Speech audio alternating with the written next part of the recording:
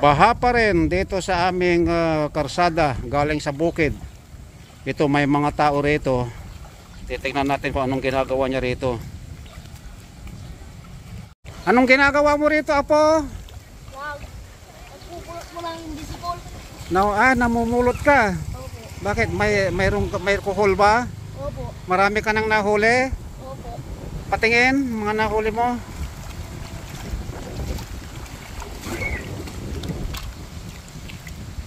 Ay, marami na nga, kuhol. Anong pangalan mo uli, Apo? Jurik po. Ha? Jurik po. Duro. O, ito ang pali, Apo ko na.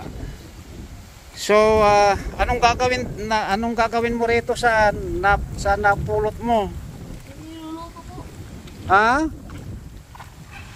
Anong masarap dito na luto? Ginata po. Ginataan daw. Okay, so gagawin natin ginataan mamaya.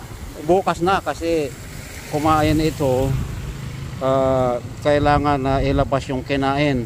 Kasi nag-overflow daw yung fish pan ng mga pinsan ko doon sa kabilang barangay. Kaya nakawala yung mga isda.